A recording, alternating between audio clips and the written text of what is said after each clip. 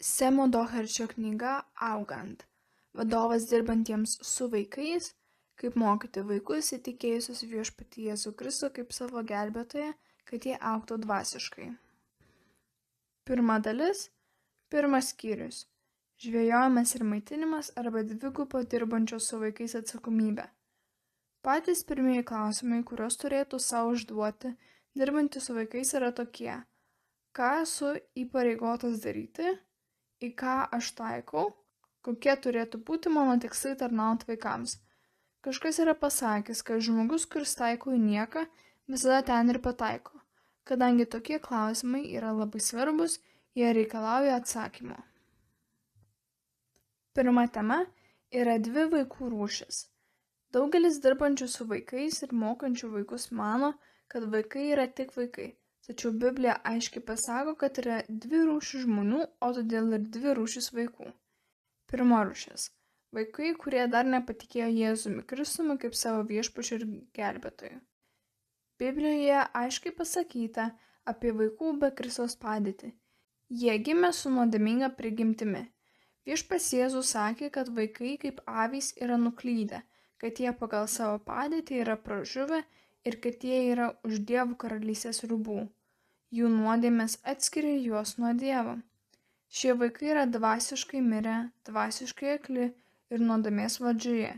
Jeigu jie jau tokio amžiaus, kad gali atsiskaityti, atsakyti už savo veiksmus bei suprasti ir nėra įtikėję Kristaus, jie taip pat kalti Dievui ir jeigu būdami tokie jie miršta, jie bus amžinai pražuvę.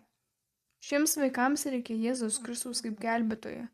Jis duos jiems dvasinę gyvybę ir dvasinį regėjimą, įėjimą į Dievo karalystę ir naują prigimtį.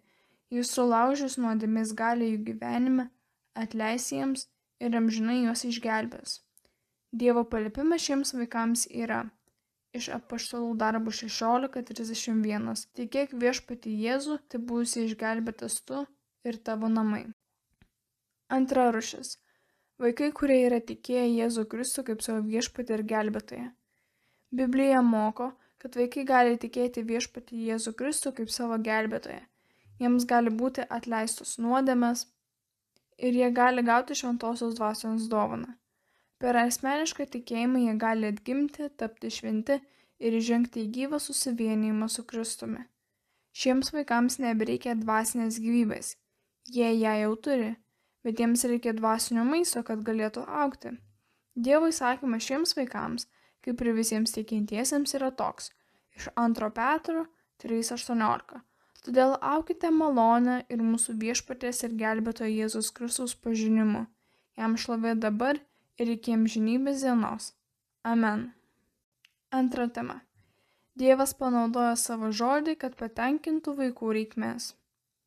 Mūsų tarnavimas vaikams visada turi būti pagrįstas Biblija, Dievo žodžiu. Pirma. Dievas davė mums savo žodį, turėdamas mažiausiai 3 pagrindinius tikslus. Apreikšti mums save, tada parodyti mums, kaip tapti išgelbėtiems ir augti, ir galiausiai įgalinti mus duoti dvasinę pagalbą vaikams, kuriems mes tarnaujame. Antra. Dievas panaudoja savo žodį ir Evangelijos skelbimą, kad atvestume neišgelbėtus vaikus pas Jėzų Kristų, atgimdyti juos, atvesti juos į Dievo karalystę ir išgelbėti. Psalmė 119:130. Tavo žodžių aiškinimas apšviečia. Romiečiams 1:16. Aš nesigėdiju Evangelijos, juk yra Dievo galybė išgelbėti kiekvienam tikinčiajam. Jono 20:31. O šitie surašyti, kad tikėtumėte, jog Jėzus yra Mesijas, Dievo sūnus, ir tikėdami turėtumėte gyvenimą per jo vardą. Hebrajams 4:12. Dievo žodis yra gyvas, veiksmingas, aštresnis už bet kokį dviešmenį kalaviją. Trečia. Dievas naudoja savo žodį, kad padėtų išgelbėtiems vaikams dvasiškai augti. 1 Petro 2:2.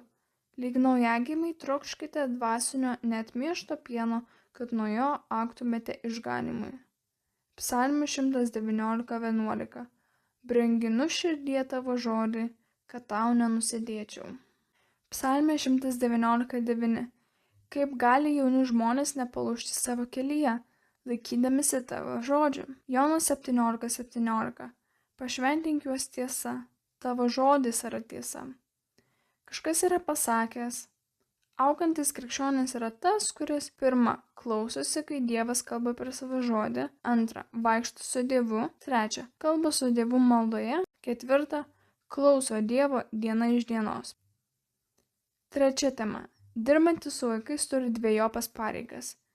Vadinasi, dirbančių su vaikais tarnavimas mokyti vaikus Dievo žodžių ir jį vaikams pritaikyti. Tačiau yra dvi vaikų rūšis. Todėl mokant Dievo žodžių tiesų visus vaikus, jam reikės tas tiesas pritaikyti dvejopai, kad abi vaikų grupės gautų tinkamą mokymą. Pirma, dirbantis su vaikais yra žvejys. Mokydamas jis yra žvejys dar neišgelbėtiems vaikams. Pirmiausia, jis yra evangelistas ir jam reikia pritaikyti mokymą neišgelbėtiems vaikams, kad juos paskatintų ir jiems padėtų įtikėti Jėzų Kristų kaip savo viešpatį ir gelbėtoją. Viešpats Jėzus pašaukė Simoną Petrą būti tokiu žvejų. Iš Mato 4:19. Jis tarė, eikite paskui mane, aš padarysiu jūs žmonių žvejais. Visų pirma, Petras buvo pašauktas žvejoti. Viešpats Jėzus pasakė, iš Luko 5:10, nebijok, nuo šiol jau žmonės žvejosi. Jo didžiausias valksmas turėjo vykti sekminių dieną, kai jis pagavo 3000 sielų. Pirmutinis viešpatės Jėzaus pašaukimas kiekvienam dirbančiam su vaikais yra juos evangelizuoti, juos žvejoti ir kai šventoji dvasia pažadina į širdis, pagauti juos ir vesti pas išganytoją. Antra, dirbantis su vaikais yra ganytojas. Mokydamas jis turi maitinti išgelbėtus vaikus. Jam reikia pritaikyti mokymą išgelbėtiems vaikams, padėti jiems augti dvasiškai. Ši knyga parašyta, kad padėtų jums maitinimo tarnystėje. Po 3 metų viešpats Jėzus pašaukė Petrą būti ir ganytoju. Jono 21:15. Ganyk mano avinėlius. Kokiu ganytoju jis turėjo tapti? Tarnaudamas malda, tarnaudamas mokymu ir padrąsinimu žodžiu, pataisydamas bei pabausdamas ir tarnaudamas savo raštais patalpintais į 2 jo laiškus.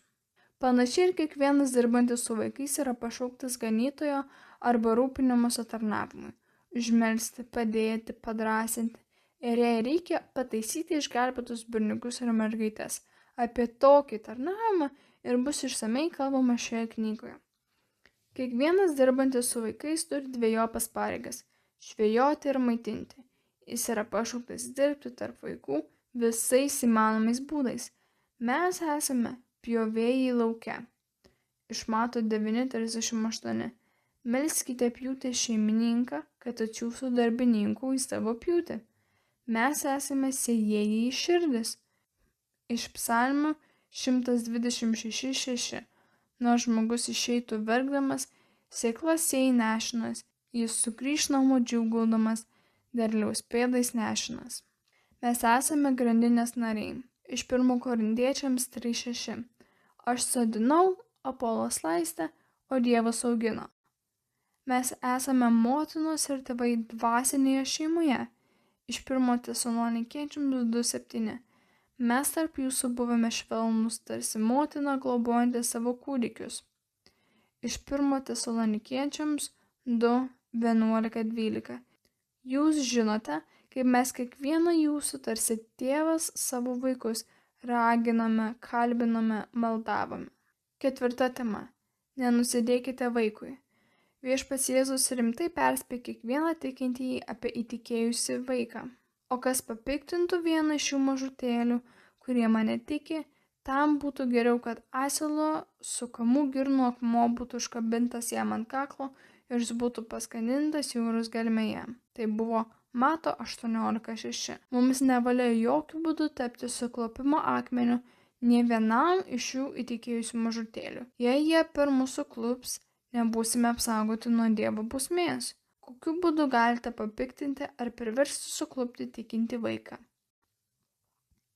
Problema prasideda, kai jie garsiai išreiškia savo abejonės dėl jo išgelbėjimo, dėl to, ką jie matė ir girdėjo, o tai gali priversti vaiką abejoti ir net pasijusti žeistam. 4. neteisingų požiūrių. Tai ko gero pats didžiausias pavojus, jeigu jūs kokiu nors būdu sukeliate vaikų abejonių dėl jo išgelbėjimo, galite pastumėti jį suklupti. Šias abejonės gali sukelti akivaizdus suaugusio netikėjimas vaiko atsivertimu, kai jis atvirai vaikui sako, tu per jaunas, arba kokia nors subtilesnė užuomina. Pavyzdžiui, mamyte, aš išgelbėtas, aš įtikėjau Jėzų Kristų kaip savo gelbėtoją per pamaldą šį vakar, šaukė vaikas. Tai gerai, o dabar eik paskubėk pavakarieniauti, jau laikas eiti gulti. Toks mamos atsakymas. Bet mamyte, ar tu neišgirdai? Aš esu krikščionis, tęsia vaikas. Žinoma, girdėjau, sako mama. Bet ar nematai, kiek dabar valandų? Tada vaikas pradeda galvoti. Mama tikriausiai netiki, kad aš tikrai išgelbėtas. Kai dėdė Robertas pasakė jai, kad jis išgelbėtas, ji taip susijaudino, išlovino viešpatį ir buvo tokia laiminga.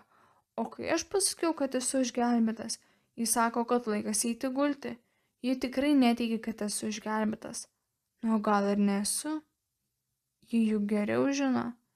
Nesunku pastebėti, kad toks požiūris nuvilia vaiką. Jūs ir aš turime visada būti rūpestingi, maitindami išgelbėtus vaikus ir jiems padėdami turime būti tikri, kad nepastumėtume jų suklupti. Mes norime būti akmenimis laiptams, o ne suklupimui.